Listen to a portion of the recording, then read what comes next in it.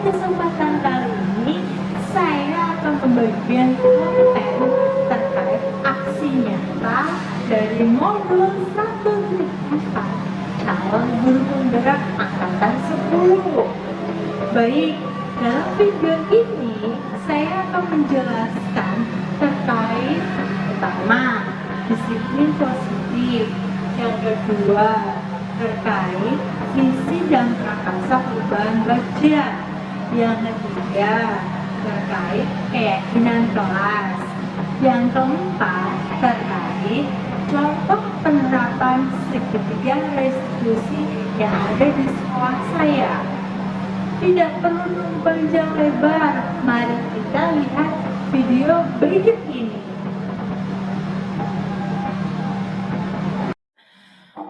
Oke, siap. Bismillahirrahmanirrahim. Assalamualaikum warahmatullahi wabarakatuh. Terima kasih Bapak Ibu Guru yang telah hadir acara diseminasi saya tentang terkait program pendidikan guru penggerak. Pertama-tama saya mengucapkan terima kasih kepada Ibu Kepala Sekolah Ibu Minhatur Rohmah. Kemudian saya menyampaikan terima kasih beserta jajaran. Kemudian saya menyampaikan terima kasih kepada Ibu Robi beserta jajaran yang telah hadir pada acara diseminasi saya, dan serta rekan-rekan Bapak Ibu Guru semua yang telah hadir pada acara hari ini. Baiklah Bapak Ibu Guru, tidak lama-lama untuk menyingkat waktu, saya akan menyampaikan terkait diseminasi topik atau pelajaran yang telah saya peroleh dari pendidikan guru penggerak selama 1 dan 2 bulan terakhir ini. Pada pertemuan kali ini terkait menumbuhkan budaya positif di lingkungan sekolah.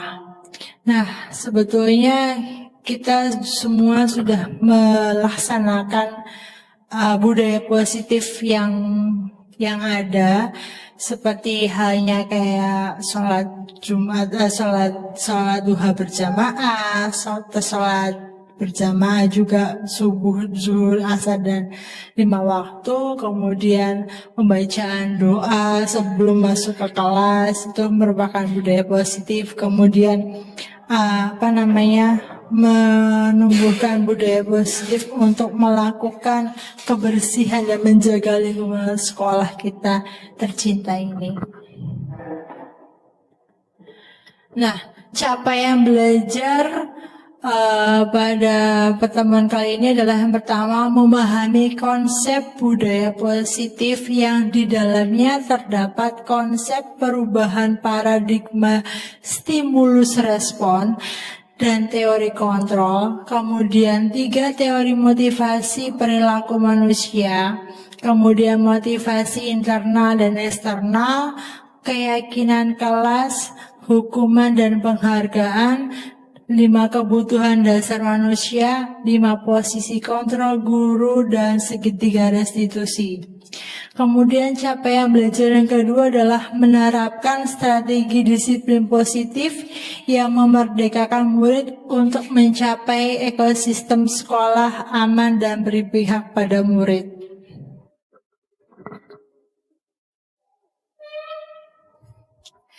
Disiplin positif dan nilai-nilai kebajikan universal.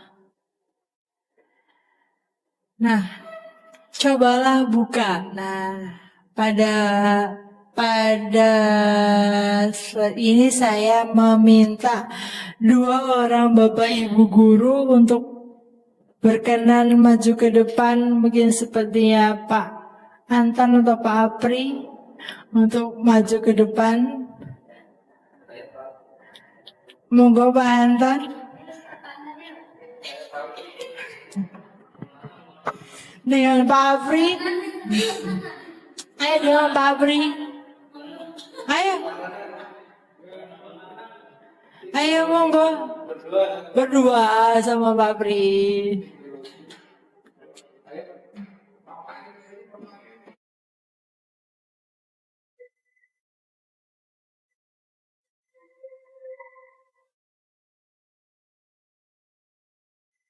Nah, coba ini kan ada Anda dan teman Anda akan melakukan kegiatan cobalah buka. Namanya judulnya adalah cobalah buka.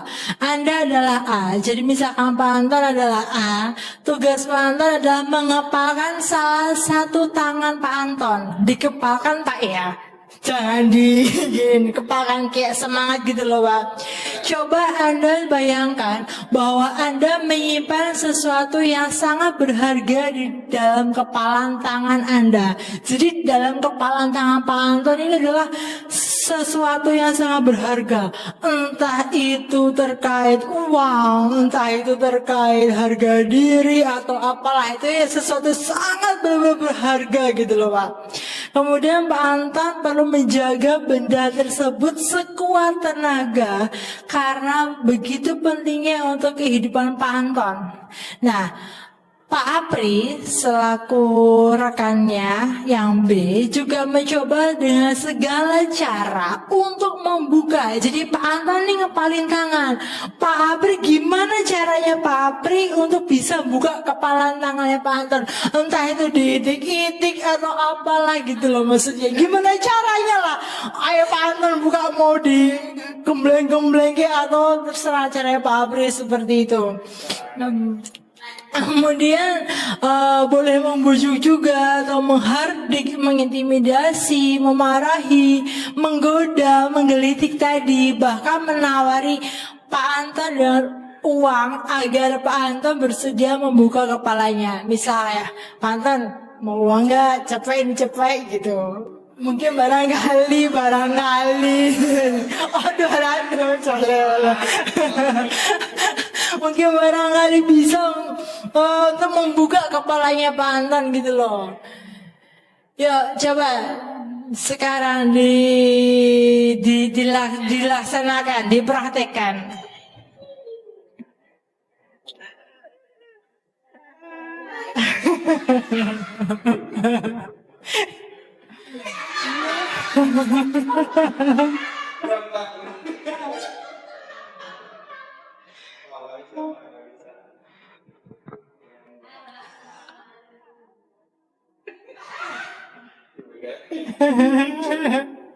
Bisa? Gak bisa. Coba sekarang gantian. Pak Apri ngepalin tangannya Pak Apri. Pak Anton yang menggoda Pak Apri. Gimana caranya? Gantian. Pak Anton buka. Pak Anton buka.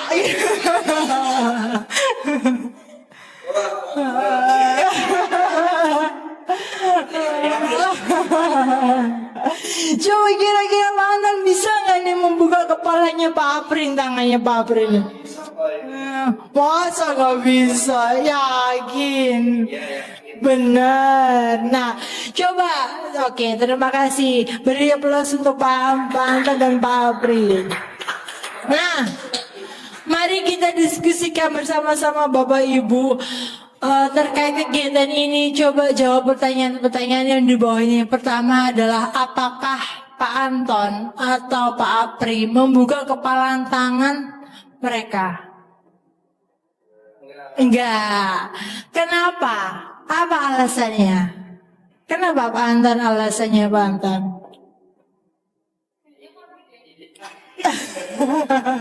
Kenapa Pak Anton? Alasannya kenapa? Idealisme. Oke.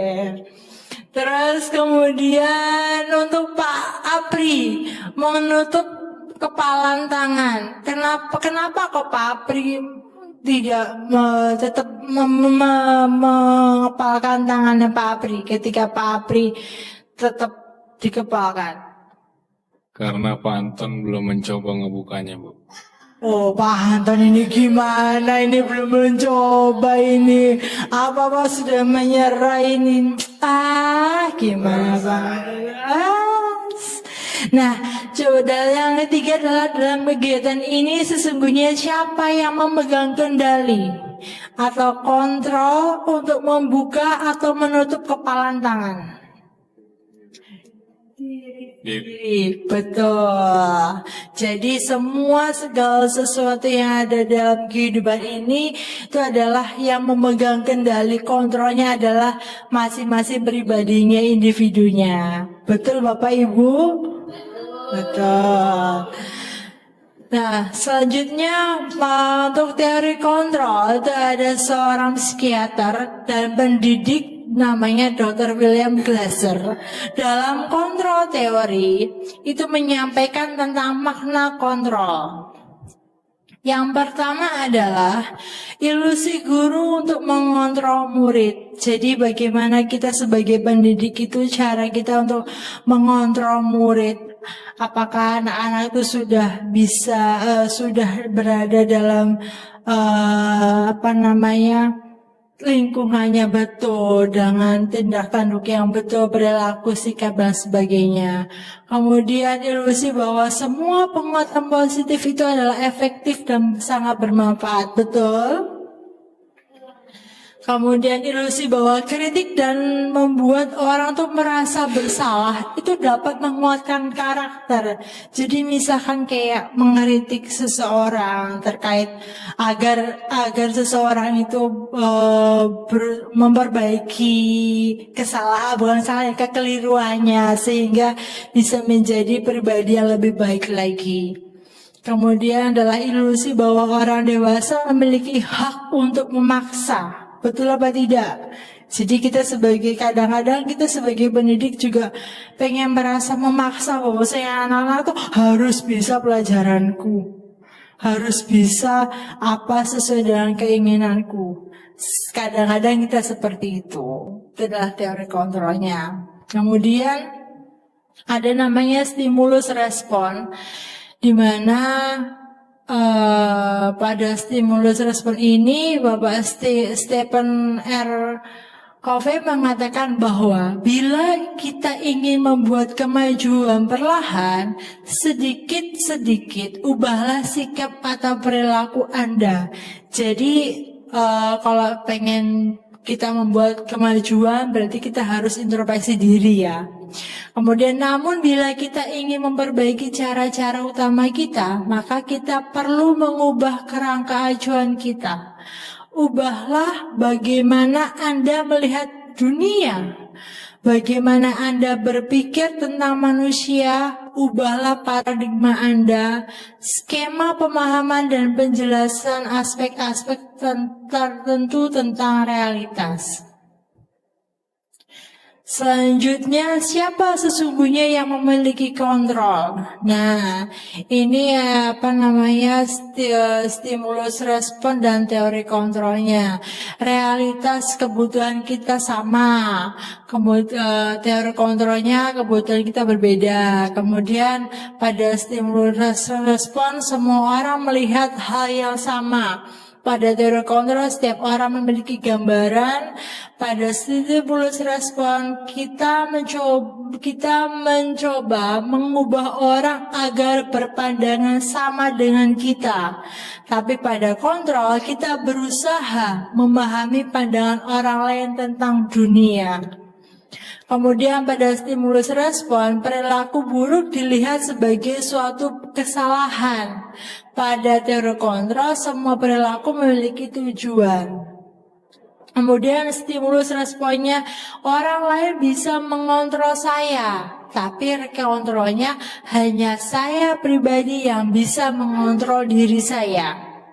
Kemudian pada respon, saya bisa mengontrol orang lain. Pada kontrolnya, saya tidak bisa mengontrol orang lain. Karena pada dasarnya yang bisa mengontrol adalah diri sendiri, betul. Kemudian pemaksaan ada pada satu bujukan gagal. Kolaborasi dan konsensus merupakan pilihan-pilihan baru. Model berpikir menang atau kalah pada teori kontrol adalah model berpikir menang-menang. Kemudian disiplin positif. Menurut Bapak Ki Hajar Dewantara, Bapak pendidikan kita ya, itu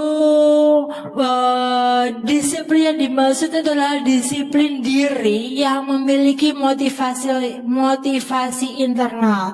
Jadi kontrolnya diri kita sendiri, yang motivasi juga internal kan, berarti seperti itu.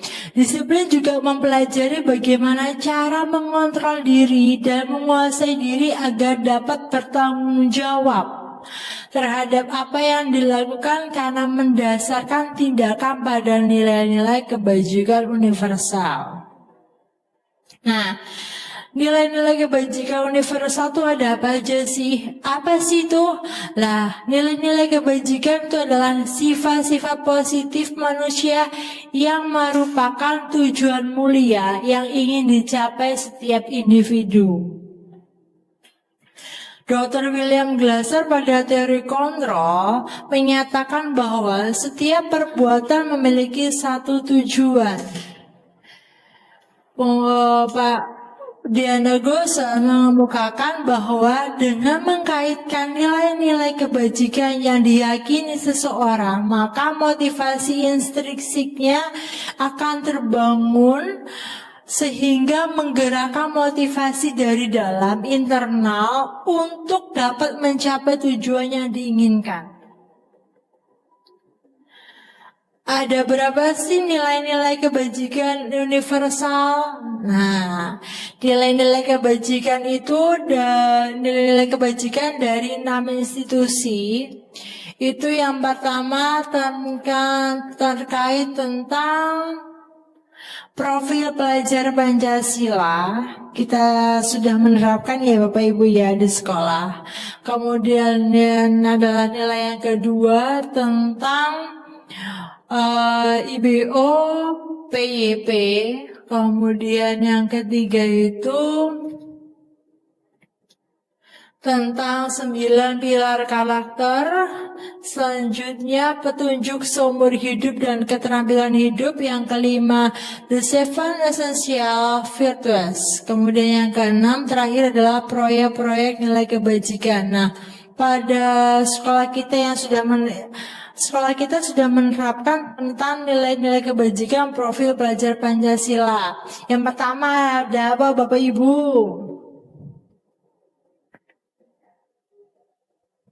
Profil pelajar Pancasila. Yang pertama tentang apa?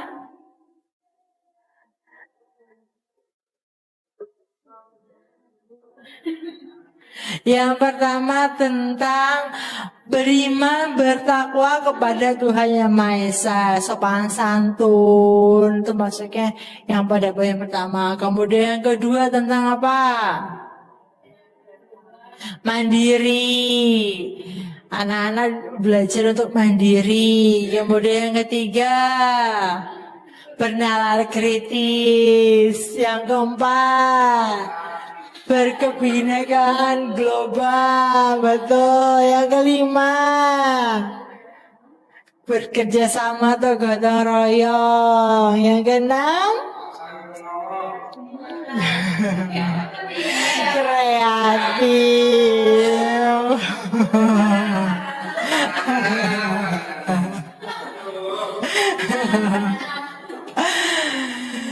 Motivasi menurut Diana Gosen ada 3 motivasi perilaku manusia. Yang pertama untuk menghindari ketidaknyamanan atau hukuman. Itu contohnya apa? Apa yang akan terjadi apabila saya tidak melakukannya? Itu kan misalnya kayak hukuman. Kenapa saya apa yang terjadi ya kalau saya itu tidak melakukan mengerjakan PR? Wah, apakah dihukum? Atau apa kan seperti itu kan anak-anak. Kemudian itu adalah motivasi dari eksternal. Selanjutnya yang kedua adalah untuk mendapatkan imbalan atau penghargaan dari orang lain.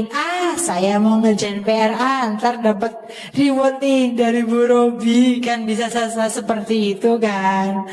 Nah, apa yang akan saya dapatkan apabila saya melakukannya? Dapat reward dari Bu Robi, kan gitu ya. Kemudian itu adalah motivasi eksternal. Selanjutnya untuk menghargai diri sendiri dengan nilai-nilai yang mereka percaya. Saya akan menjadi orang yang seperti apa bila saya melakukannya. Jadi dia punya nilai-nilai kepercayaan dan keyakinan mereka masing-masing. Itu adalah motivasi internal.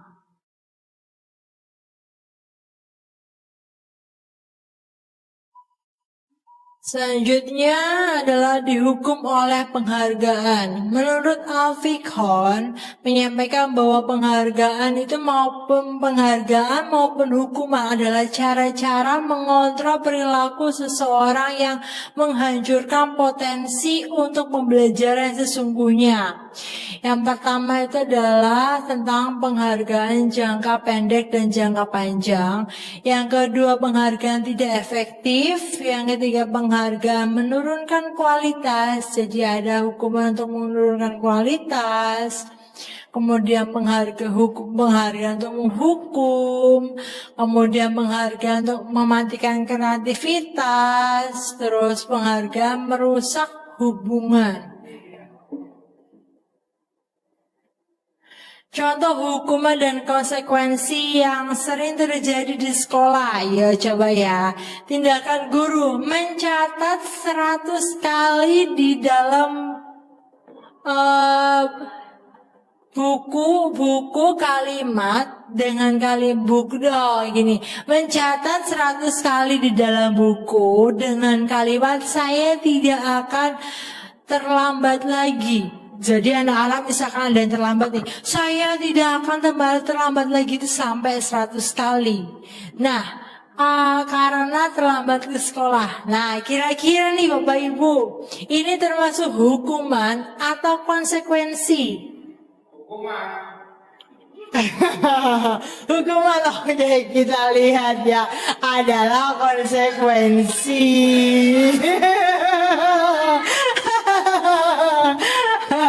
Oke, selanjutnya gak apa-apa, kita kan sisa mau belajar ya.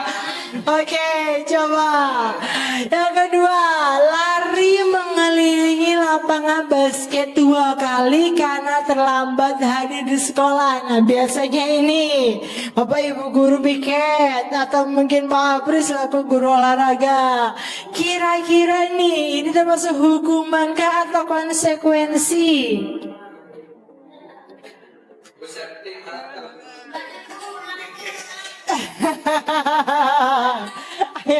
Kira-kira konsekuensi gimana Pak Apri? Konsekuensi coba ini adalah hukuman. Karena dia mungkin ini ada peraturannya, jadi termasuk hukuman. Kemudian tindakan yang ketiga, membersihkan coretan yang dibuatnya di meja tulis. Jadi ada coretan-coretan seperti tip X lah. Terus kemudian ada anak itu menghapusnya. Masuk apakah itu hukuman kah atau konsekuensi? Konsekuensi. Gimana Pak Nanang? Kita lihat adalah konsekuensi. Terus murid diminta untuk push up 15 kali karena tidak menggunakan masker ke sekolah. Kira-kira apa ya hukuman? Ada yang berbeda? Hukuman? Iya betul, hukuman. Selanjutnya, menggantikan kertas tugas teman yang telah dicoret-coret. Kira-kira apa ya Bapak Ibu? Konsekuensi, betul. Berjemur di lapangan basket pada pukul 12. Wah, panas-panasnya di atas kepala ya. Karena ngobrol dengan teman. Kira-kira apa ini? Hukuman? Betul. Murid diminta bertelanjang kaki sepanjang hari karena tidak menggunakan sepatu warna hitam sesuai peraturan sekolah. Biasanya ini sekolah-sekolah yang itu ya, yang apa?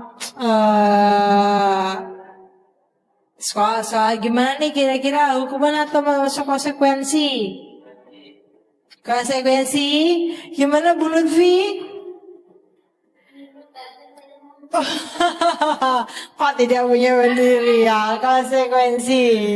Selanjutnya berdiri di depan kelas sambil mengangkat kaki satu karena tidak bisa menjawab pertanyaan. Misal saya ditanyain, terus saya disuruh angkat kaki satu nih. Saya hukuman kah atau konsekuensi? Hukuman, betul. Kemudian membersihkan tumpahan air di meja, tulis karena tersenggol pada saat belajar. Hukuman kah? Konsekuensi, betul. Ini kira-kira contoh dalam kehidupan sehari-hari ya Bapak Ibu ya. Ini ada link terkait identitas gagal dan suksesnya. Oh, ada cara gitu. Nah, ini keyakinan kelas. Keyakinan kelas, keyakinan itu adalah nilai-nilai kebajikan universal yang disepakati secara tersirat dan tersurat lepas dari latar belakang, suku, negara, bahasa maupun agama. Ini biasanya kita sering melakukan Bapak Ibu ya. Jadi pastinya masing-masing Bapak Ibu guru memiliki peraturan kelas tersendiri. Misal boleh nonton ketika sudah mengerjakan soal atau dan sebagainya. Boleh makan, boleh minum di kelas, mungkin seperti itu. Ini contoh.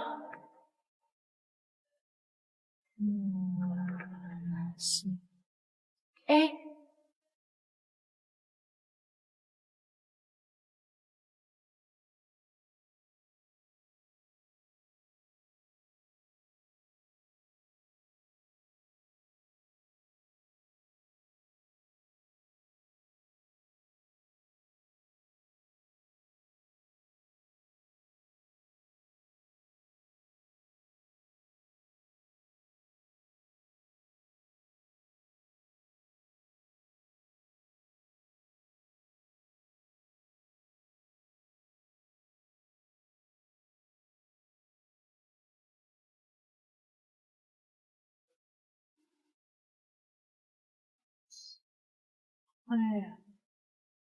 oh, kok tidak masuk ya?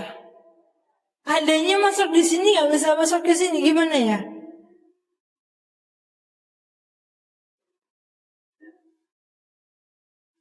Mungkin minta tolong Mas Nanang atau Mas Bilal. Di laptop buka, tapi di sini nggak buka.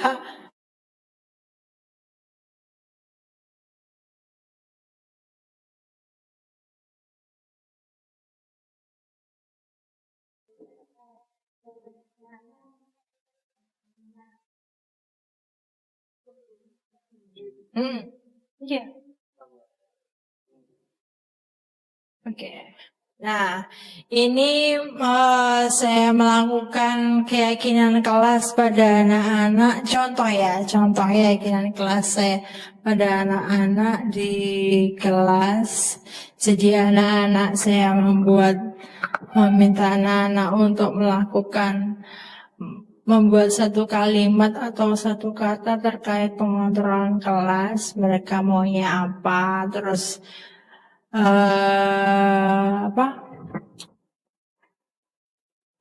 paling banyak lah modusnya itu paling banyak itu, maka dibuat kesepakatan di kelas. Jadi pembelajaran kamu maunya seperti apa, apakah kelas harus damai, tertib dan segala macam dan sebagainya. Mereka saya membuat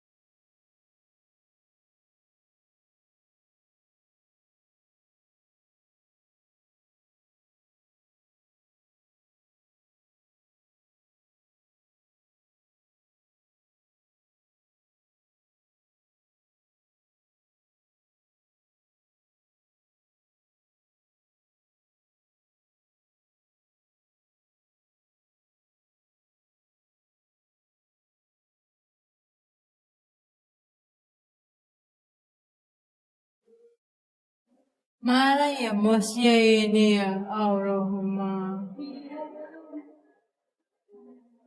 Saya rasa Bapak Ibu semua sudah melakukan hal yang sama lah ya.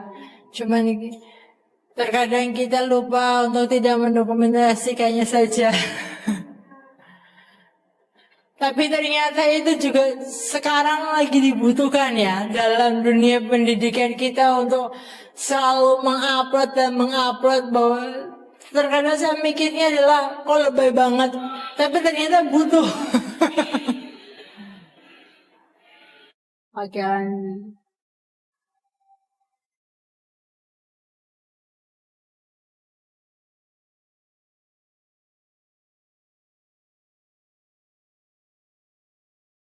Oke, saya lanjut lagi ya.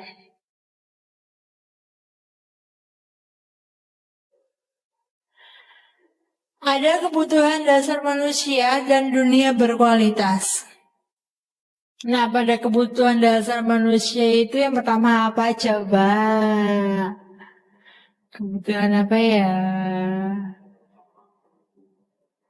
Iya, kebutuhan untuk bertahan hidup. Tentunya itulah ya, kita harus bisa bertahan hidup. Selanjutnya, kebutuhan yang kedua adalah kebutuhan disayang dan diterima. Betul. Ya, betul. Selanjutnya, kebutuhan untuk pengakuan atas kemampuan. Kan manusia ya, namanya manusia ya, kita kan juga perlu untuk pengakuan bahwasanya kita sudah validasi, betul, validasi dari berbagai macam. Terus selanjutnya adalah kebutuhan akan pilihan. Kemudian yang terakhir adalah kebutuhan untuk merasa senang. Ini yang paling penting ya Bapak Ibu ya, harus merasa happy. Nah, kebutuhan dasar manusia sendiri ini adalah bersifat umum. Jadi saya rasa semua manusia, semua makhluk hidup itu pasti memiliki 5 kebutuhan dasar manusia. Selanjutnya juga bersifat universal. Lah, dunia berkualitas itu adalah bersifat unik dan personal. Selanjutnya, tempat menyimpan gambaran representasi dari semua yang kita inginkan. Itu dunia berkualitas. Selanjutnya, restitusi 5 posisi kontrol segitiga restitusi. Restitusi itu apa sih? Adalah proses menciptakan kondisi bagi murid untuk memperbaiki kesalahan mereka sehingga mereka bisa kembali pada kelompok mereka dengan karakter yang lebih kuat. Itu menurut Gosen tahun 2004. Selanjutnya sini segitiga restitusi. Nah, yang pertama itu adalah apa? Menstabilkan identitas. Tujuannya apa? Untuk mengubah identitas anak dari orang yang gagal menjadi orang yang sukses. Contohnya apa? Misalnya ya, ada anak terlambat datang ke sekolah, atau anak, ya kan karakteristik anak dan persoalan anak dalam dunia sekolah itu berbagai macam lah ya. Ada yang broken home sehingga di sekolah dia kurang pendapat kasih sayang. Selanjutnya yang kedua itu adalah validasi tindakan yang salah. Guru memvalidasi sikap yang tidak baik, tetapi tujuannya untuk memahami alasan dibalik tindakan muridnya. Jadi kita harus bisa memvalidasi, benar nggak nih, ada apa nih anak-anak nih, kelakuannya anak-anak seperti ini dikross-checkkan dengan pertama adalah lingkungan keluarga, karena dari lingkungan keluarga dulu anak itu kita harus bisa mencari benang merahnya, apakah dia dihargai, kebutuhan dasar manusia 5 tadi itu sudah lengkap di diri masing-masing anak atau belum. Selanjutnya yang ketiga itu adalah tentang menanyakan keyakinan, memotivasi secara internal agar mereka tetap menjadi anak yang hebat dan anak yang kuat.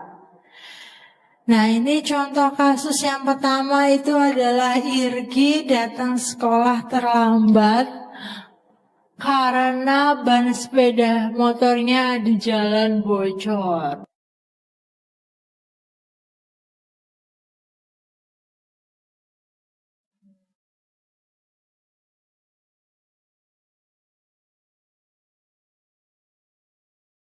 Kenapa kok jadinya lama sekali?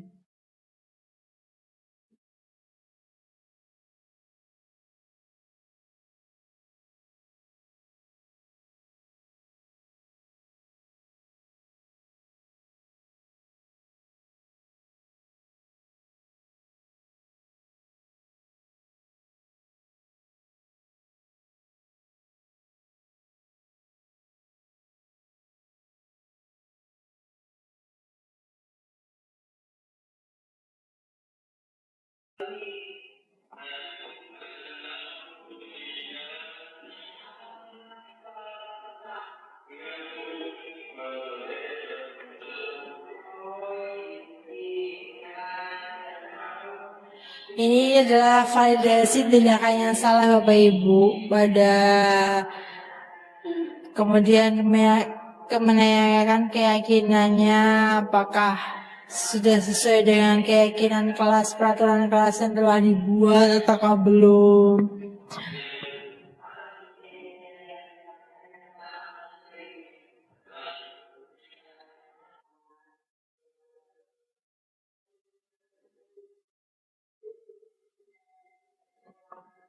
Selanjutnya tentu kita sebagai seorang pendidik atau bapak ibu orang tua di sekolah itu memberikan motivasi internal pada anak-anak agar untuk menjadi orang yang lebih baik lagi.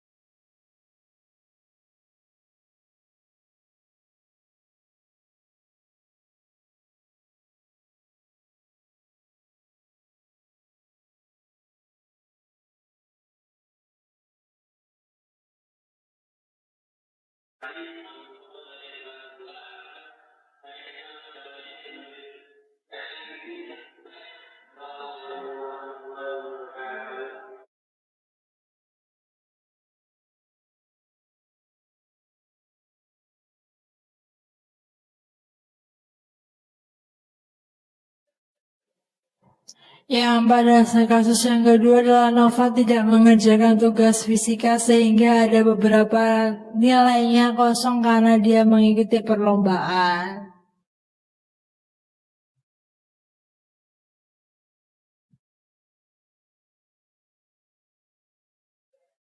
Sudah selesai.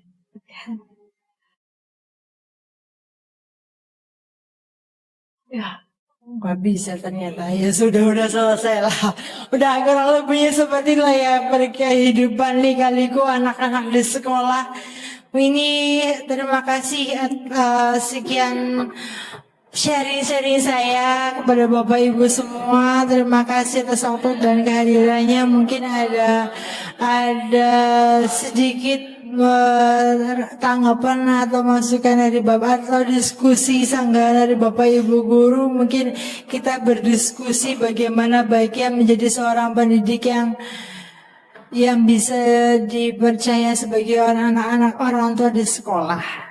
Sekian, terima kasih. Assalamualaikum warahmatullahi wabarakatuh.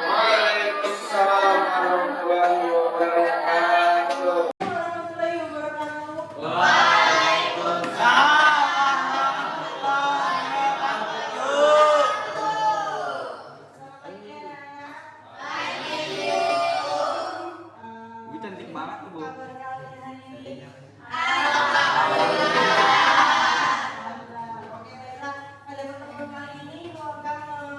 Menjelaskan, memaparkan terkait tentang keyakinan kelas. Ada yang tahu keyakinan kelas ini apa? Kesepakatan kelas yang bakal kalian buat masing-masing, kemudian kalian kalian buat masing-masing dan kalian tanda tangani bahwasanya yang saya sepakat dengan keyakinan kelas seperti ini. Baik, Ibu akan membagikan sticky note terkait keyakinan kelas, jadi kesepakatan kelas. Jadi kalian masing-masing mendapatkan satu buah sticky note. Setelah kalian tulis dalam kertas ini, bahwasanya kalian mungkin akan, saya tuh pengen kelas saya itu damai, berarti ini ketika pembelajaran ini. Kemudian saya pengen anak-anak teman-teman tuh tidak terlambat masuk ke kelas, jadi masuk kelasnya on time. Kemudian mungkin dari segi tugas atau lain sebagainya. Sampai sini paham ya?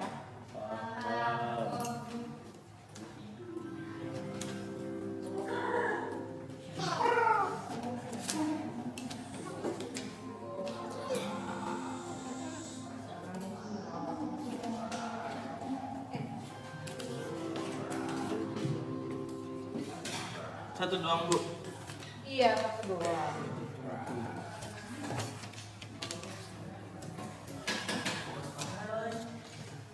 Ketinggalan loh. Apa? Kalau recycling. Iya. Mas, tadi masih ada yang kosong. Bagian yang kosong masih ada.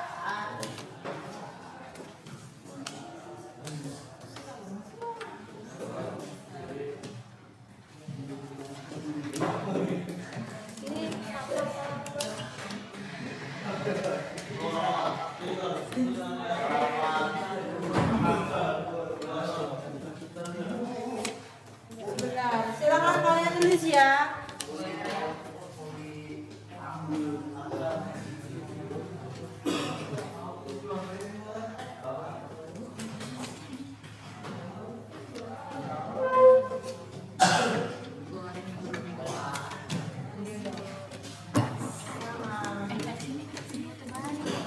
Ya, masa ada di balik orang itu.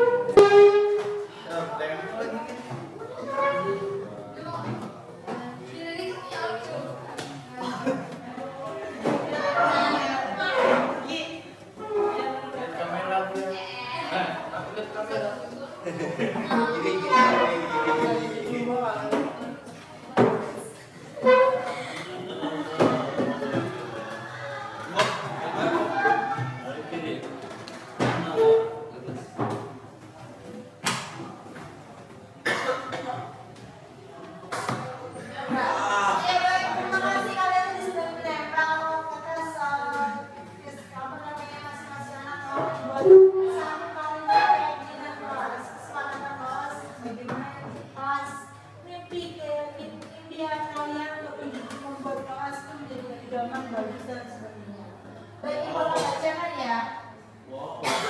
Saya ingin kelas ini menjadi kelas yang terbaik, Masya Allah. Kelas ini kelas bersih dari dan wangi. Kemudian saya habis belajar dikasih referensi. Oke, saya ingin membiasakan di kelas tidak bermalas-malasan, tetapi tetapi masih ada referensinya. Oke, baik, berarti yang pertama adalah kelas bersih ya.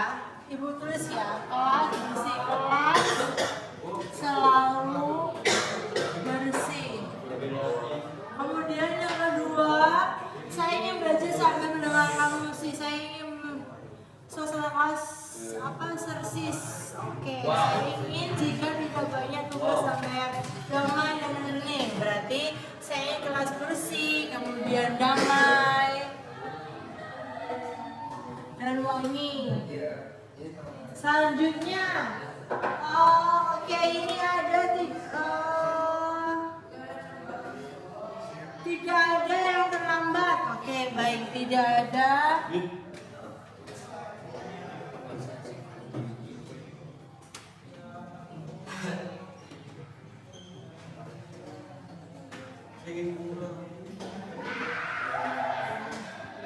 Kemudian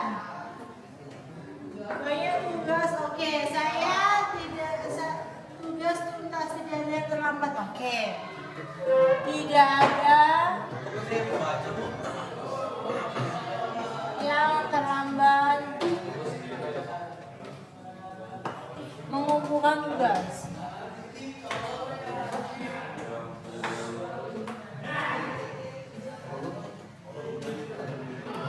Selanjutnya pembelajaran santai. Oke, kemudian boleh minum.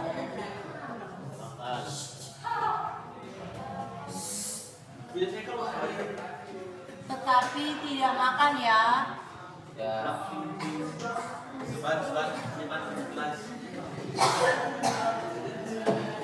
Selanjutnya apa? Itu bukunya saya mau sebelah kiri beda. Ini. Kanan. Saya pengen cowok duduknya di belakang, masya Allah. Oke, berarti setelah itu apa? Bibirnya depan.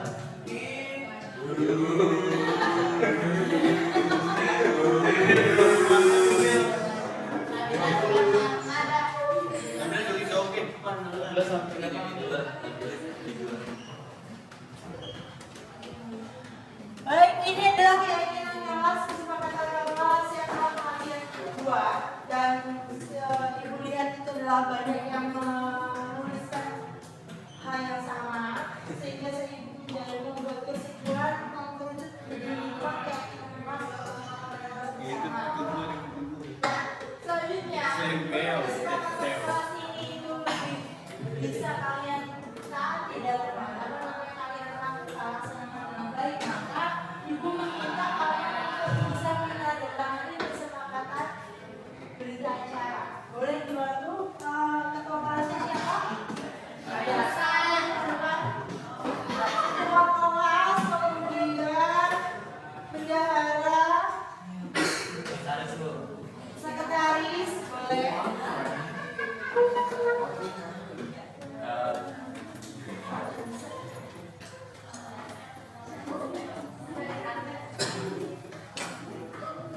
Ayo.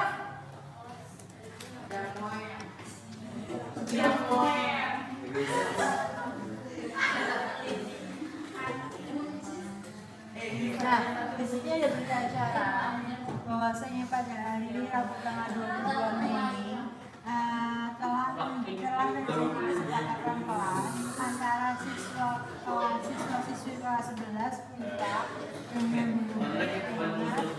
dihadiri berapa anak hari ini yang masuk? Jumlahnya berapa? 25. Oke, dihadiri 25 orang, yang tidak 3 orang. Kemudian, siapa yang hadir? Aulia. Sakit apa izin? Ya, terus ada yang kedua. Zalfa. Sakit apa izin? Sakit terus. Nafis. Sakit apa izin? Baik. Kamu tanda tangan. Nama tentang sama di bawah.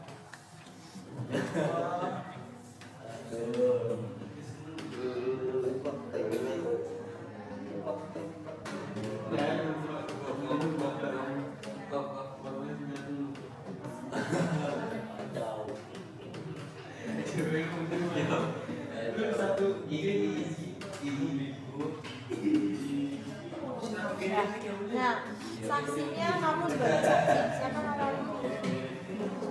Fitri Sarah. Anak cowok dong, oke, silakan duduk. Anak cowok siapa anak cowok ya? Anak cowok. Selaku apa? Sekretaris. Terus tangan sini ya.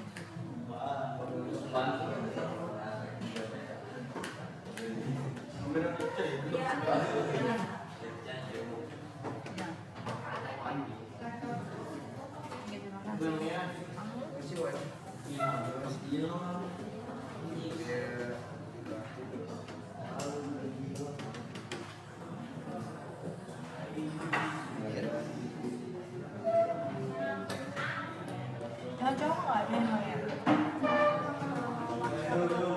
Siapa? Faisa mana Faisa? Sal, kenal Sal. Ayo Sal.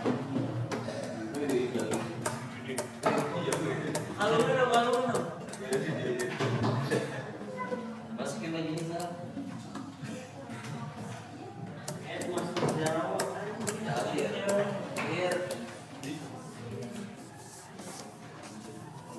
Nama, kamu mau wakil ketua kelas tentang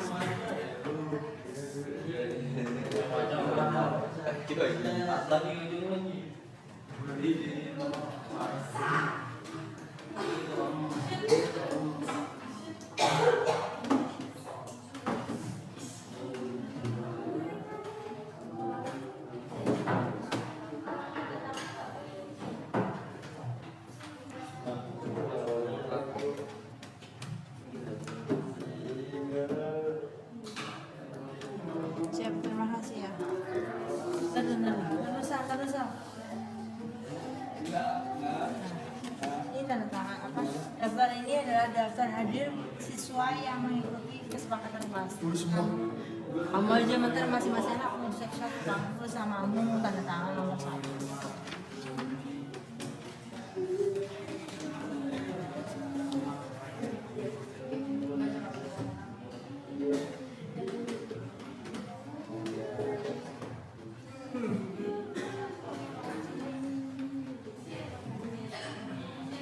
Ya lanjut yang mau ambil laptop silakan maju dulu, tulis nama tanda tangan.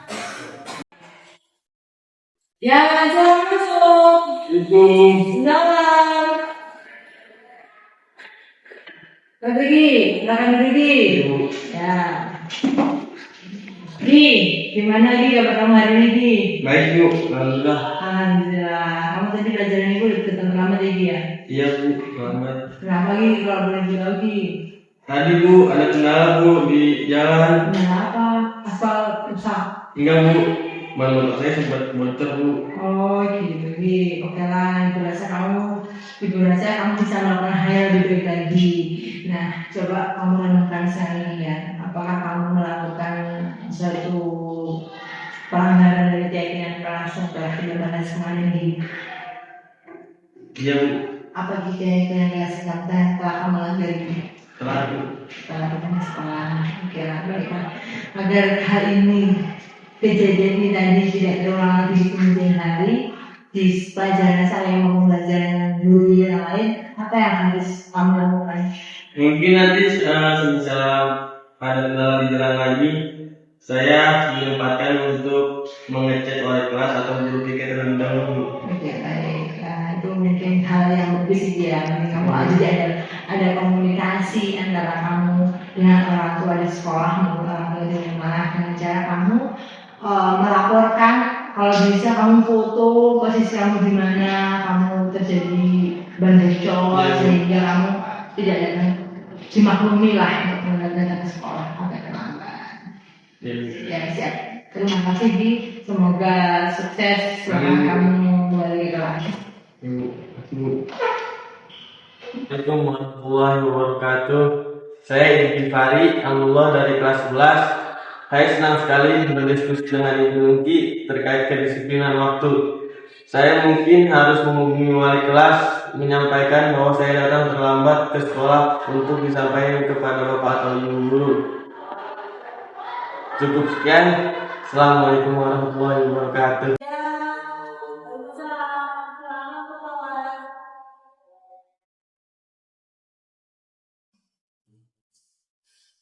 Silakan duduk kelas. Nah, gimana kabar kamu hari ini kelas? Alhamdulillah baik. Mohon maaf nih kelas ya. Ibu cross-check dengan daftar buku, agenda guru dan jurnal pengajar. Di dalam catatan ibu ini kamu belum mengumpulkan tugas apa benar ya? Iya Bu. Ya, kalau boleh tahu kenapa kelas? Ibu maaf kemarin saya habis nambah sehingga saya lupa mengerjakan tugas ibu. Oh begitu. Baik kalau begitu kelas ibu rasa kamu bisa melakukan hal yang lebih baik lagi di kehidupanmu. Nah, coba sekarang kamu lakukan ya. Kemarin kan kita sudah melakukan kayak yang kesepakatan kelas bersama, kayak yang kelas bersama. Coba kamu lakukan. Apakah tindakan yang kamu lakukan sekarang ini merupakan pelanggaran dari keyakinan kelas yang telah kita sepakati kemarin? Tidak. Oh tidak. Kesepakatan apa? Keyakinan apa yang telah kamu lakukan kelas? Mengerjakan tugas sudah tepat waktu. Oke, baiklah kalau begitu. Agar kejadian ini tidak terulang lagi di kemudian hari, itu apa yang kamu lakukan jika tugasmu ada yang belum kamu selesaikan? Mungkin jika menjelang perlombaan saya bisa mengerjakan tugasnya secara berkelompok dengan melakukan kelas. Oke, baik siap kalau begitu kelas. Ibu rasa kamu bisa melakukan hal yang lebih baik kemudian hari, jadikan hanya dalam pembelajaran kamu untuk bisa melakukan hal-hal yang sebelum kamu perlombaan, kamu tanya-tanya teman-teman, apakah ada tugas yang belum kamu selesaikan, jika pun kamu sudah menjadi lomba, kamu harus melakukannya ya kelas ya. Siap dapat semangat kelas, jangan sampai lowong game dunia. Ya, sekarang baik kelas kelas. Ya, semangat ya kelas ya. Saya senang sekali berdiskusi dengan Ibu Nungki terkait kedisiplinan dalam mengerjakan tugas. Saya mungkin harus sering-sering bertanya dengan teman-teman kelas terkait tugas sekolah jika saya mengikuti perlombaan. Sekian video yang telah saya sampaikan. Kurangnya saya mohon maaf, lebihnya tidak usah dikembalikan. Semoga video ini dapat bermanfaat bagi kita semua. Jangan lupa teman-teman, like, komen, subscribe, dan share kepada teman-teman kita semua. Sampai jumpa pada video selanjutnya.